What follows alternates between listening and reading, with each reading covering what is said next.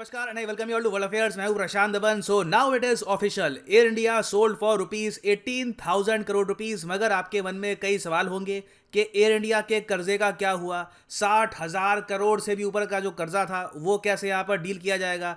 क्या ये जो सारा पैसा है ये जाएगा सरकार के पास. बहुत ही सरल भाषा में सब कुछ यहाँ पे मैं आपको समझाऊंगा. मगर सबसे पहले मैं चाहता हूँ आप ये ट्वीट देखें bye a great man Ratan Tata. यहाँ पर कह रहे हैं welcome back air India.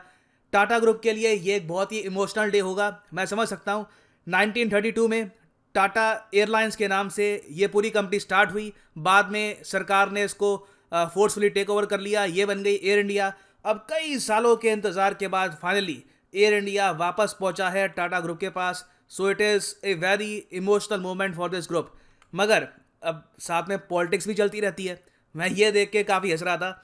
Congress ने 2019 में ये ट्वीट की थी कि देखो एयर इंडिया के लॉसेस बढ़ते जा रहे हैं. इस साल भी यहाँ पर एयर इंडिया ने 8,000 करोड़ का लॉस किया. बीजेपी ने कहा था कि प्राइवेटाइज करेंगे एयर इंडिया को. कब करेंगे प्राइवेटाइज. तो अब यहाँ पर इन लोगों ने भी जवाब दे दिया कि देखिए we are cleaning the mess और हमने प्राइवेटाइज कर दिया. खैर ये तो अपना चलता रहेगा. मगर ये जो कंप्लीट डील है ये हो गई है. इसको लेकर आज के समय उत्साह इसलिए है क्योंकि एक बार को तो उम्मीद थी नहीं कि कोई एयर इंडिया को परचेज भी करेगा या नहीं करेगा. मगर फाइनली देखो सरकार ने यहाँ पर जो बेस प्राइस है वो लगाया था करीब 12,000 करोड़ के आसपास के. इतने से कम में हम एयर इंडिया नहीं बेचेंगे. उसके ऊपर आप अगर देखो तो ये बोलियां आई हैं. एक तो बोली आई थी from mister Ajay Singh. Ajay Singh lead करते हैं आज के समय स्पाइस जेट को. इन्होंने यहाँ पर बिड डाली 15,100 करोड़ की. और दूसरी जो बिड थी यहाँ पर ये थी बाय टाटा सन्स. इनकी बिड थी 18,000 करोड़ की. आप यहाँ पे गैस कर सकते हैं कि कौन सी कंपनी जीती. ऑब्वियसली टाटा की यहाँ पर बिड ज़्यादा थी. तो 18,000 करोड़ में एयर इंडिया चली गई टाटा सन्स के पास. मगर सरकार की तकलीफें अभी पूरी खत्म नहीं हुई है. देखो एयर इंडिया पे जो टोटल कर्ज था ये 60,000 करोड़ से भी ऊपर तक पहुंच गया था. और ये एक ऐसी लॉस मेकिंग एयरलाइंस थी कि रोज 20 करोड़ का घाटा करती थी. तो ऑलरेडी कंपनी की सिचुएशन बहुत ज़रा खराब थी. अब देखो सरकार ने ये इसको बेचा तो है मगर ऐसा नहीं है कि सरकार को इसमें बहुत बड़ा प्रॉफिट हुआ है. उल्टा सरकार पे डेट अभी भी बना रहेगा.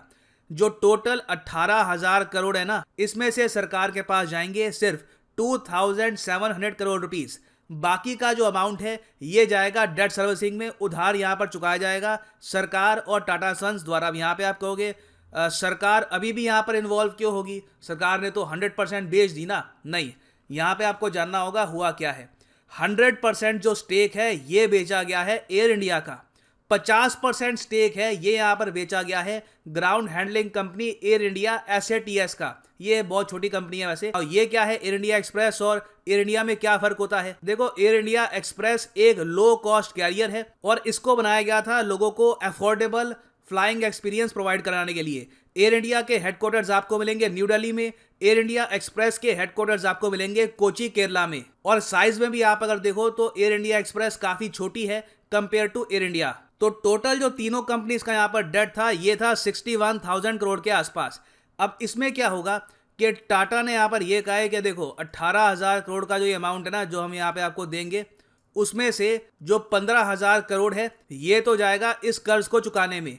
बाकी का जो 46,000 करोड़ का डेट बचेगा ना वो टाटा सन्स हैंडल नहीं करेंगे.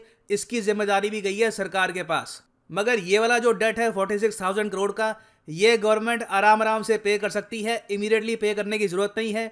सरकार के लिए अभी के लिए अच्छी बात यह है कि ब्लीडिंग रुक गई है. एक कंपनी जो लगातार हर साल 8,000 करोड़ का लॉस 9,000 करोड़ का लॉस, अगर ये एयर इंडिया सरकार के पास रहती 1-2 और साल तक तो टोटल जो इसका डेट है ये कोई बड़ी बात नहीं है कि 80,000 करोड़ के भी ऊपर चला जाता. तो एक बार को मैं यही कहूँगा कि एक ब्लीडिंग कंपनी थी. सरकार ने यहाँ पे उससे बस अपने हाथ धोए हैं ना. अब आप पूछोगे कि इतनी ब्लीडिंग कंपनी है तो टाटा क्यों परचेज कर रहा है. देखो टाटा को यहाँ पर उम्मीद ये है कि ये लोग एयर इंडिया को चेंज कर देंगे, इसको बना देंगे एक प्रॉफिट मेकिंग कंपनी. ये लोग खुद कह रहे हैं कि ये एक चैलेंज होगा. मगर इनमें इतना कॉन्फिडेंस है कि आज के समय कह रहे हैं कि नहीं we will make Air India work. क्योंकि वैसे आप अगर देखो तो टाटा ग्रुप के पास आज के समय 4 कैरियर्स आ चुके हैं. 4 एयरलाइंस इनके पास है आज के समय. एक तो एयर इंडिया ठीक है 50% स्टेक फिर है एयर इंडिया एक्सप्रेस में मैंने आपको भी बताया. फिर विस्तारा भी इनके पास है. विस्तारा आपको पता होगा ये भी एक कैरियर है, ये भी एक एयरलाइन कंपनी है. ये एक जॉइंट वेंचर है टाटा सन्स और सिंगापुर एयरलाइंस का. फिर एयर एशिया जो है ये भी टाटा सन्स के पास है। इसमें भी आप अगर देखोगे तो 83% स्टेक टाटा सन्स का है, बाकी स्टेक यहाँ पे एक मलेशियन कंपनी का है। तो टाटा के पास आज के समय 4 कंपनियां हो गई है, air India, air India express, Vistara और एयर एशिया। तो इन सब को ये हो सकता है कि इन द फ्यूचर मर्ज करें और एक सिंगल लार्ज कंपनी ये बनाएं।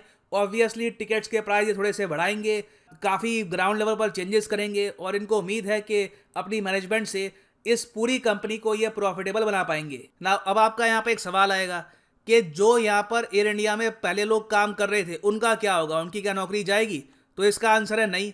यहाँ पे क्लॉज डाली गई है कि 1 साल तक किसी की नौकरी नहीं जाएगी। 1 साल के बाद अगर टाटा सन्स को लगता है कि कुछ चेंजेस करने पड़ेंगे, कुछ पायलट्स, कुछ यहाँ पे जो मैनेजमेंट के लोग हैं इनसे काम बन नहीं रहा, इनको ऑल टुगेदर चेंज करना पड़ेगा, तो यहाँ पे इनको VRS वॉलंटरी रिटायरमेंट की जो सुविधा है ये प्रोवाइड की जाएगी। लमसम अमाउंट इनको दिया जाएगा। उसके अलावा जो प्रोविडेंट फंड की सुविधा है और जो पोस्ट रिटायरमेंट मेडिकल बेनिफिट्स हैं ये सब भी यहाँ पर कंपनी प्रोवाइड करेगी। तो एम्प्लॉयज को कवर करने की यहाँ पर कोशिश करी गई है। और एम्प्लॉयज ही नहीं, जो एयर इंडिया का नाम है इसको भी यहाँ पर प्रॉपरली कवर किया गया है। सरकार ने यहाँ पे इंश्योर किया है कि एयर इंडिया और एयर इंडिया के जो वेरियस लोगो हैं आज के समय, जो सरकार ने ओवर द ईयर्स खुद क्रिएट किए हैं मार्केटिंग टीम से, ये लोगो सरकार ने कहा है कि 5 साल तक आप किसी भी कंपनी को ट्रांसफर नहीं करोगे और 5 साल के बाद भी अगर मान लो कि आपको एयर इंडिया को कल को सेल करना है, किसी और कंपनी को ट्रांसफर करना है किसी और कंपनी को, तो आपको इंश्योर करना होगा कि उस कंपनी में 51% जो स्टेक है